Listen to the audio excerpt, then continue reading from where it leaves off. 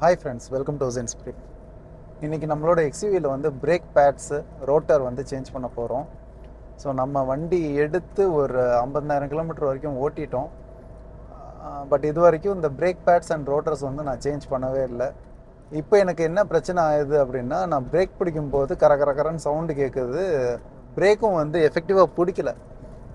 ஒன்று கப்பு கப்புன்னு பிடிக்குது, அப்படின்னா கொஞ்சம் டிலேடாக போய் நிற்கிற மாதிரி ஒரு ஃபீல் இருக்குது.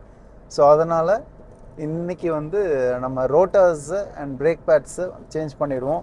ஸோ இந்த வீடியோவில் வந்து அது மாற்றுற ப்ராசஸ்ஸு, அதுக்கப்புறம் அதுக்கான டைமிங் அண்ட் டோட்டல் ஆகிற காஸ்ட், அது எல்லாமே வந்து நம்ம பார்ப்போம்.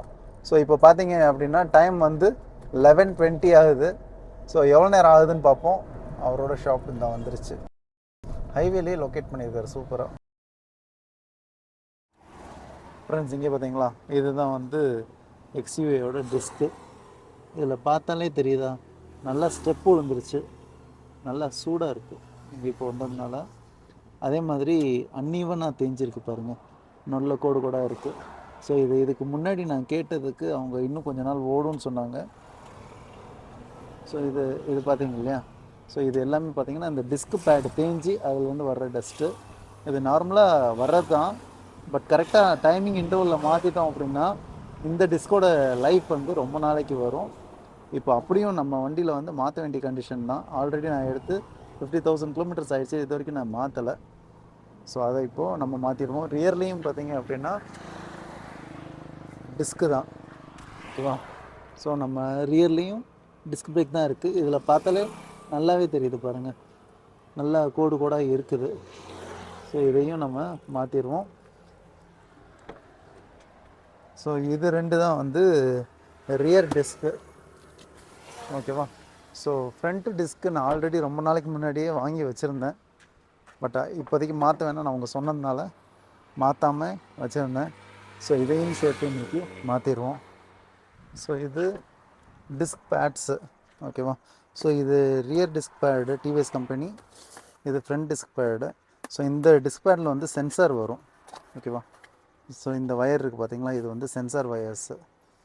இது என்ன ஆகும்னா, அது ஒரு லெவலுக்கு மேலே அது வந்து தேஞ்சிருச்சு அப்படின்னா நமக்கு இங்கே இன்ஃபர்டைன்மெண்ட் சிஸ்டத்தில் வந்து டிஸ்க் பேட் மாற்றணும் அப்படின்ட்டு வார்னிங் சிம்பிள் காட்டிடும். இந்த ஷெட்டு பார்த்தீங்க அப்படின்னா ராம்நாட் மதுரை ஹைவேயில் வந்து லொக்கேட் ஆகிருக்கு.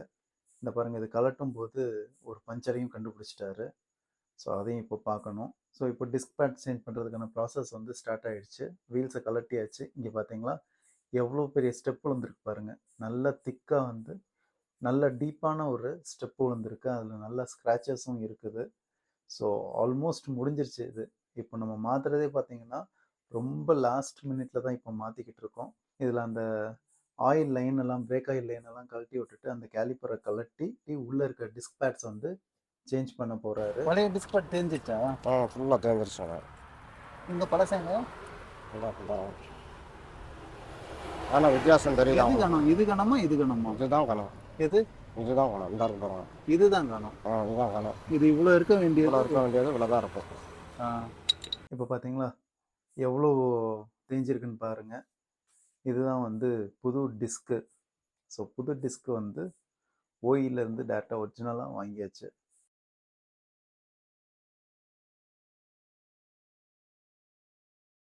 டிஸ்க் வந்து ஃபிட் பண்ணியாச்சு. இப்போ அதுக்கு அடுத்து இந்த கேலிபரில் இருக்க அந்த பிஸ்டனை நம்ம உள்ளே புஷ் பண்ணுறதுக்கு ரொம்ப கஷ்டப்பட்டுட்டோம். ஆல்மோஸ்ட் நம்ம பிரேக் பேட்ஸ் வந்து ஃபுல்லாக தேஞ்சிருச்சு. ஸோ அதனால் இந்த பிஸ்டன் வந்து ஃபுல்லாக வெளியே இருந்துச்சு. இதுக்கான ஸ்பெஷல் டூலும் இவர்கிட்ட இல்லை. லெஃப்ட் சைட் பிஸ்டனை வந்து நம்ம ஆன்டி கிளாக் வைஸ், அதாவது லூஸ் பண்ணோம் அப்படின்னா உள்ளே போகும். அதே மாதிரி ரைட் சைட் பிஸ்டனை வந்து நம்ம டைட் பண்ணோம் அப்படின்னா, அதாவது கிளாக் வைஸ் சுற்றினோம்னா உள்ளே போகும். ஒரு வழியாக வந்து பிஸ்டனை வந்து உள்ளே தள்ளியாச்சு. இப்போது அந்த கேலிபருக்குள்ளே பிரேக் பேட்ஸை வச்சு ஃபிட் பண்ணிகிட்டு இருக்காங்க. ஸோ ஒவ்வொரு வீல்லையும் வந்து நம்ம புது டிஸ்க் அண்ட் பிரேக் பேட்ஸ் மாட்டினோடனே ஏர்லாக் எடுத்து விட்றாங்க. அதே மாதிரி பேரலி அந்த பழைய ஆயில் எடுத்து விட்டுட்டு புது ஆயில் வந்து ரீஃபில் பண்ணிகிட்டு இருக்காங்க. இது ரைட் சைடு ரியர் வீலில் சேம் ப்ராசஸ். இப்போ வந்து டிஸ்கை வந்து கழட்டிட்டு இருக்காங்க. அடுத்து நம்ம கேலிப்பரை லூஸ் பண்ணி உள்ளேருந்து பிரேக் பேட்ஸை எடுத்து பார்த்தோம். உள்ளே இந்த பேட்ஸ் பார்த்தீங்கன்னா ஆல்மோஸ்ட் 100% வந்து தேஞ்சிருச்சு. தேஞ்சி அது டிஸ்கையும் பார்த்தீங்க அப்படின்னா ஃபுல்லாக வந்து டேமேஜ் பண்ணிருச்சு. ஓகேவா? இந்த பாருங்கள் ஸ்டெப்பு எவ்வளோ டீப்பாக இருக்குது அப்படின்ட்டு. இந்த சைட் பிஸ்டனை கலட்டுறதுக்கு கிளாக் வைஸில் நம்ம டேர்ன் பண்ணோம் அப்படின்னா அந்த பிஸ்டன் உள்ளே போச்சு. ஆனால் அது வந்து ரொம்ப ஹெவியாக நம்ம கஷ்டப்படுற மாதிரி ஆயிடுச்சு. ஸோ இது வந்து புது டிஸ்க்கு வந்து மாற்றாரு பாருங்கள் இந்த சைடு. ஸோ புது டிஸ்கை மாட்டிட்டு சேம் ப்ராசஸ்ஸு அடுத்து அந்த கேலிப்பருக்குள்ளே பிரேக் பேட்ஸை செட் பண்ணிவிட்டு அந்த கேலிப்பரை மேலே ஃபிட் பண்ணி நம்ம ஆயில் லைன் எல்லாம் வந்து மாட்டி விட்டாரு. அடுத்து வந்து இதுலேயும் ஏரை வந்து எடுத்து விட்டோம்னா இந்த சைடு ஒர்க்கு முடிஞ்சிடும். ஸோ இது கம்பேரிசன் பாருங்கள், பழைய டிஸ்க்குக்கும் புது டிஸ்க்குக்கும் எவ்வளோ வித்தியாசம் இருக்குன்றத. ஸோ இப்போது அலாய் வீல் மாட்டுறதுக்கு முன்னாடி கொஞ்சம் க்ரீஸ் வைக்கிறதுனால நெக்ஸ்ட் டைம் நம்ம கலட்டும் போது ஈஸியாக வந்து வீல் வெளியே கலண்டு வரும். இது ஃப்ரண்ட் லெஃப்ட் வீலில். ஸோ கம்பேரிங்லி ரியர் வீலை காட்டிலும் ஃப்ரண்ட் வீல்ஸ் வந்து கொஞ்சம் ஈஸியாக வேலை முடிஞ்சிருச்சு. என்னன்னு பார்த்தீங்க அப்படின்னா, ஏன்னா இதில் வந்து அந்த பிஸ்டனை வந்து உள்ளே தள்ளுறதுக்கு நம்ம சீக்லாம்ப் வச்சு டைட் பண்ணாலே போதுமானதாக இருந்துச்சு. ஸோ பின்னாடி வீலை காட்டிலும் இந்த வீல் கொஞ்சம் ஈஸியாக வேலை முடிஞ்ச மாதிரி ஒரு ஃபீல் இருந்துச்சு. இந்த பார்த்தீங்களா, அந்த சீக்லாம்பை வச்சு அவர் டைட் பண்ணி அந்த பிஸ்டன் உள்ளே ஏற்றுறாரு பாருங்க. ஸோ இது அதை காட்டிலும் கொஞ்சம் ஈஸியாக இருந்துச்சு. இதில் பார்த்தீங்க அப்படின்னா பிரேக் பேட்ஸோட சைஸும் பெருசு, டிஸ்கோட சைஸும் பெருசு.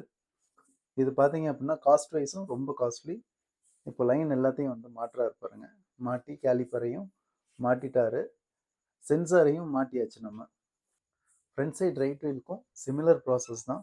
ஸோ இப்போ வந்து அந்த புது ஆயில் போடுறோம் இல்லையா, ஸோ புது ஆயில் போட்டு எப்படி ஏர் எடுத்து ஃப்ளஷ் பண்ணுறாருன்னு பாருங்கள். இதில் வந்து நம்ம பழைய ஆயில் போய் புது ஆயில் வர்ற வரைக்கும் இதே ப்ராசஸ் வந்து ரிப்பீட் பண்ணிகிட்டு இருந்தோம்.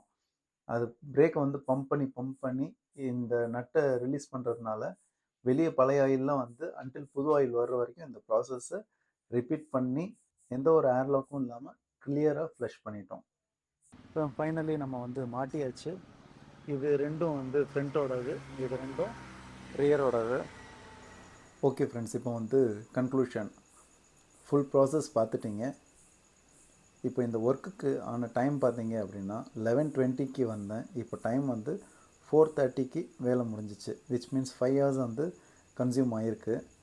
இப்போ இதுக்கான காஸ்ட் அப்படின்னு பார்த்தீங்க அப்படின்னா, நான் ஓஇஎம் பிரேக் பேட்ஸ் போட்டிருந்தேன் அப்படின்னா ஃப்ரண்ட்டோட பிரேக் பேட்ஸ் வந்து 5800 ஆகிருக்கும், ரியர் பிரேக் பேட் வந்து 900 ஆகிருக்கும். பட் நான் வந்து ஓஇஎம் போகலை, நான் வந்து டிவிஎஸ் பிராண்ட் போட்டேன்.